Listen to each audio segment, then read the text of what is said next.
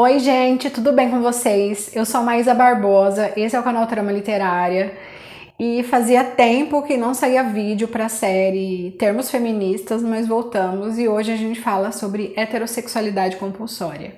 Se você está chegando por aqui agora, não se esqueça de se inscrever, ativar as notificações, curtir o vídeo e divulga aí o canal para quem você sabe que gosta de feminismo ou para quem você acha que está precisando conhecer um pouquinho sobre feminismo.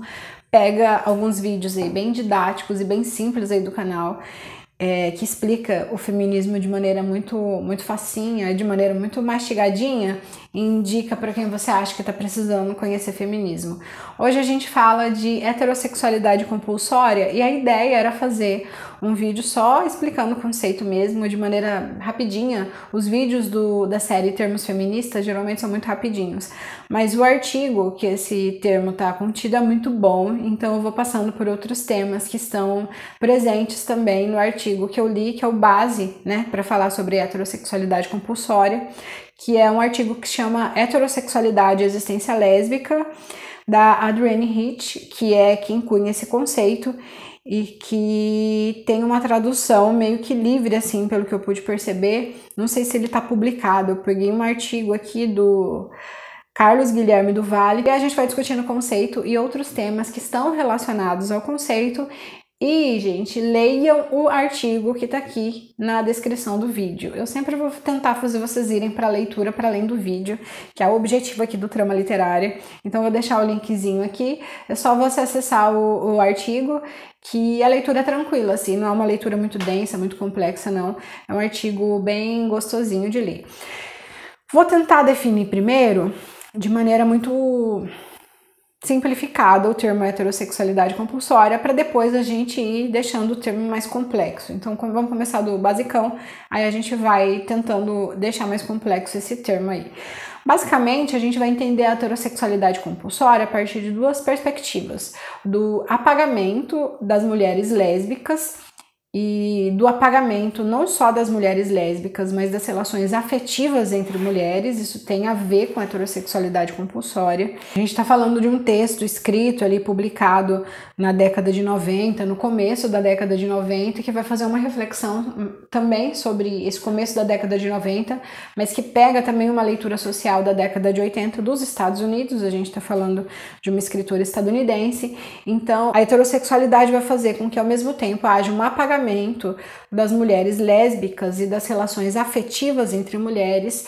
Esse apagamento vai fazer com que muitas mulheres lésbicas se adequem à heterossexualidade compulsória, ou seja, a uma heteronormatividade, para poder, de alguma forma, não ser excluída em alguns aspectos, não ser excluída da sociedade por diversas razões. A gente vai falar sobre elas aqui, e por consequência, tudo isso vai fazer com que mulheres não consigam enxergar a potencialidade das relações entre mulheres. E aqui a gente está falando de relações entre mulheres num sentido bem amplo, de relações afetivas, de relações sexuais, de diferentes tipos de relações. O que a heterossexualidade vai fazer, basicamente, como consequência final, aí, o produto final da heterossexualidade compulsória, é fazer com que as mulheres tenham muita dificuldade em enxergar as outras mulheres como aliadas para diferentes tipos de relação, para diferentes tipos de construção de redes de proteção. Aqui a gente não está falando só sobre questão sexual, não está só falando sobre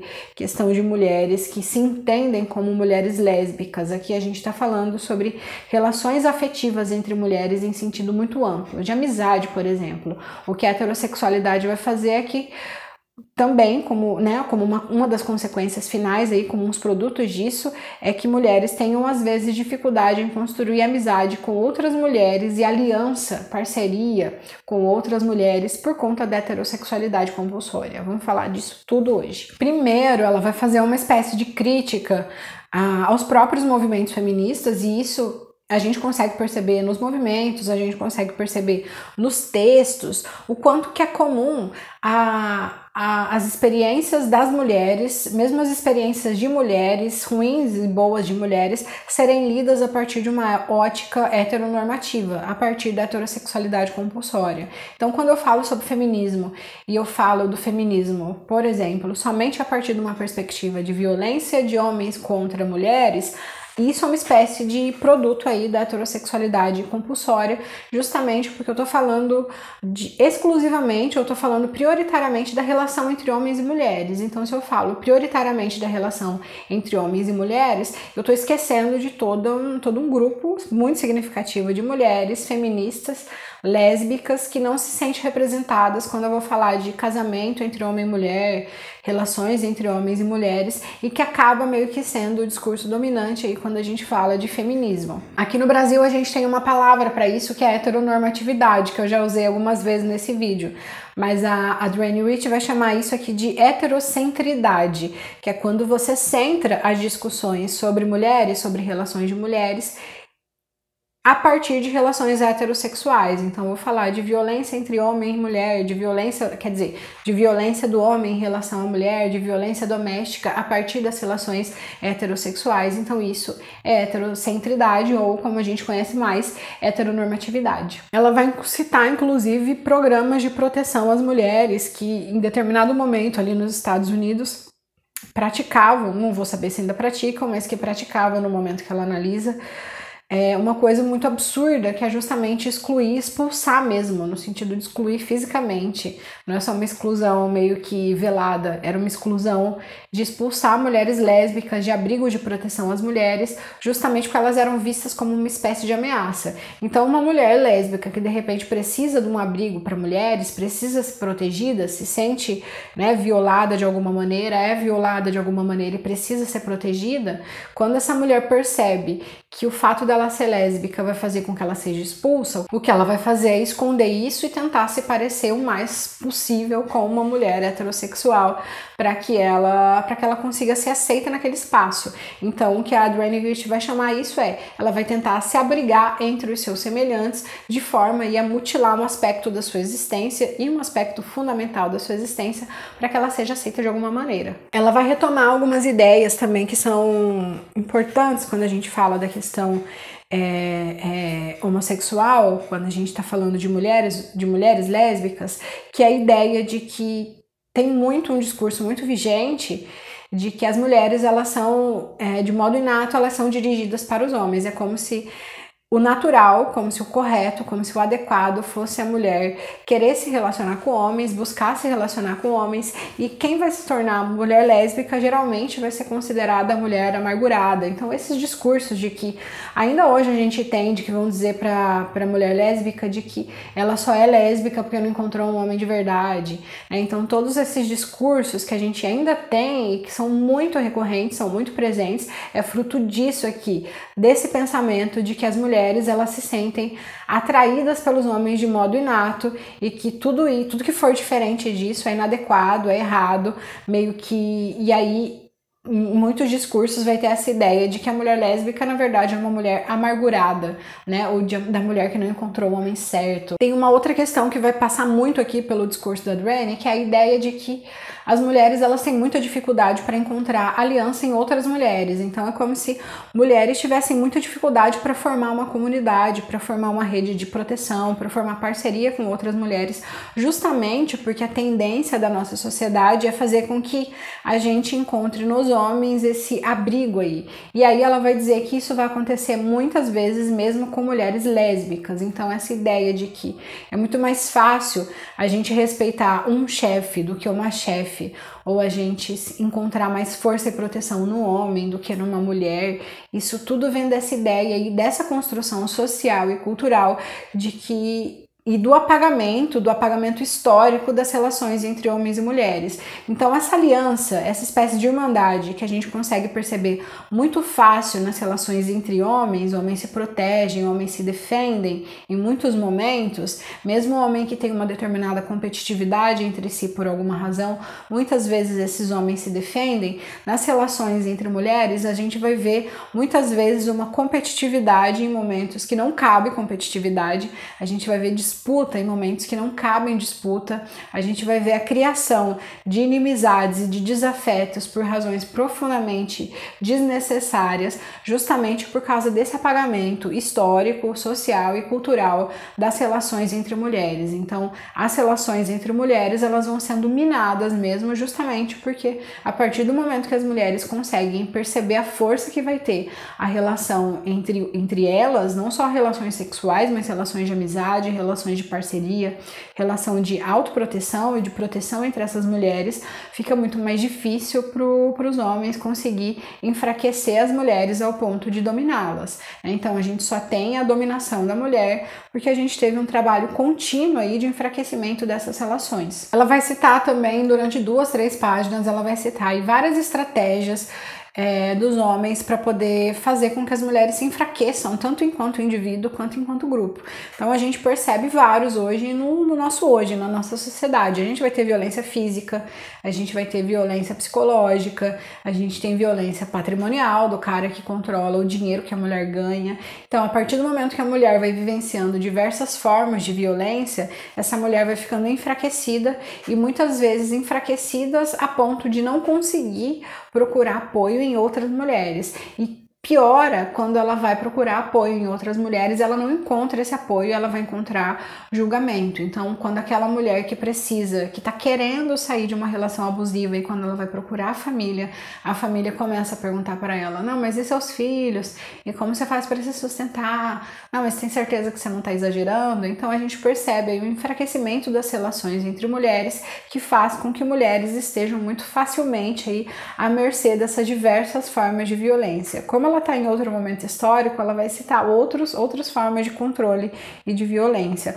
Mas tem uma coisa que ela fala aqui, que é uma coisa que eu gosto muito de estudar quando fala de feminismo, que é o apagamento, que é o controle da consciência, né? Acho que o Foucault vai falar muito disso, e depois aqui no Brasil Margaret Hago fala muito disso, mas essa capacidade que o patriarcado tem de controlar a consciência da mulher, isso é uma coisa muito forte, justamente porque daqui a pouco a gente está reproduzindo o discurso do opressor, né? Não acontece só com o feminismo, obviamente, vai acontecer com outras formas de exploração, racismo, questão de classe econômica, sem perceber, né? Por causa dessa questão do controle de consciência, daqui a pouco a gente está reproduzindo o discurso do opressor e um discurso que afeta diretamente a vítima e que muitas vezes afeta diretamente não só como grupo, mas afeta aquele sujeito especificamente. Eu estou reproduzindo uma coisa que culmina numa violência que eu sofro.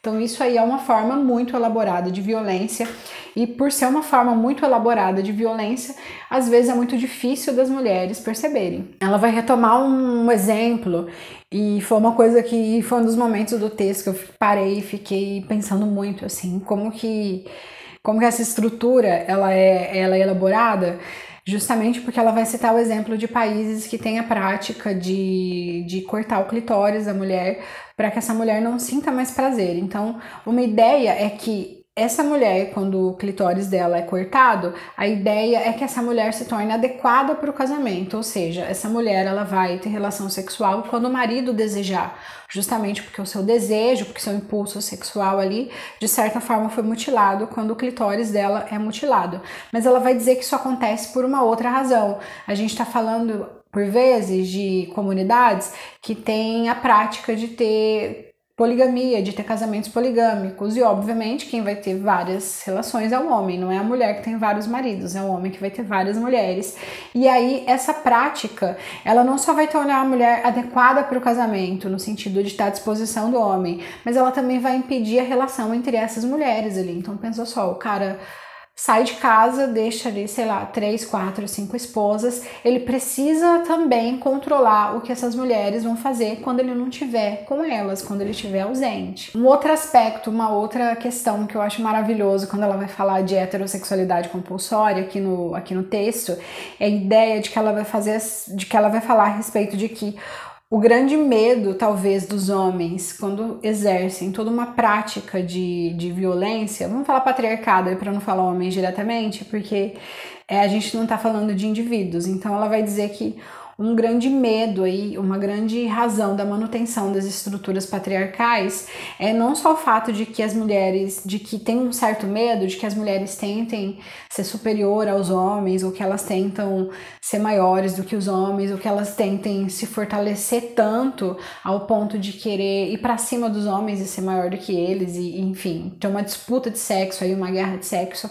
Então ela vai dizer que talvez um dos grandes medos desses sujeitos é o fato de que as mulheres podem, a partir de um desenvolvimento de uma consciência muito elaborada, é fazer com que as mulheres talvez sejam indiferentes aos homens. Então a gente vai ter uma construção de uma consciência que talvez vai fazer com que muitas mulheres simplesmente estejam um pouco se lixando para os homens, vai fazer com que as mulheres pouco se preocupem com o que os homens pensam, com o que os homens querem, com o que os homens desejam. Então essa construção de uma indiferença em relação a todo um grupo social, em relação ao grupo do dominante, é que talvez seja uma das grandes razões aí para manutenção de estruturas heteronormativas, para manutenção da heterossexualidade compulsória. Depois ela vai falar também de pornografia, dos perigos da pornografia, dos problemas da pornografia, de como a mulher é representada, a questão da submissão, a questão da representação da heteronormatividade também na pornografia. Então, mesmo relações sexuais entre mulheres em filme pornô vai ser uma relação sexual entre mulher destinada para o homem, né? Com foco no homem, com foco no prazer do homem, no que o homem está esperando e deseja dessas relações. Acho que uma das grandes questões que fica aí desse livro é a ideia de que a gente precisa, enquanto mulher, a gente precisa buscar se fortalecer enquanto grupo, né? Ela vai falar aqui prioritariamente da questão das mulheres lésbicas, do apagamento dessas mulheres ao longo da história, do apagamento e da exclusão dessas mulheres, inclusive dentro de movimentos feministas, de como que isso vai moldando uma determinada consciência de mulheres lésbicas e heterossexuais. Isso vai moldando uma certa consciência no sentido de que as mulheres vão percebendo e vão entendendo que o prazer delas é voltado para o homem, de que o desejo delas é voltado para o homem, e desenvolver uma percepção diferente disso é muito difícil, porque é um caminho de toda uma reconstrução, isso tanto para a mulher lésbica quanto para a mulher heterossexual. Então ela vai falar sobre isso e vai mostrar como que essa construção da heteronormatividade, da heterocentridade é tão arranjado e é tão bem orquestrado que é muito mais difícil a mulher retornar desse caminho de que o olhar dela, o desejo dela, a confiança dela é sempre centrada e é sempre devotada em relação ao homem. Então ela vai dizer que cruzar esse caminho de volta é sempre muito complicado, mas a ideia central que fica do texto é: a gente precisa se fortalecer enquanto grupo. Amizade, nas relações de trabalho, nas relações pessoais, fortalecer e conseguir dar suporte uma para as outras. Essa com certeza é a ideia central aí do heterossexualidade compulsória. Gente, é isso. Se vocês têm percepções diferentes em relação ao conceito, podem deixar por aqui. Se vocês têm outras leituras, outros textos para indicar, deixa aqui nos comentários pra gente conversando. Até mais!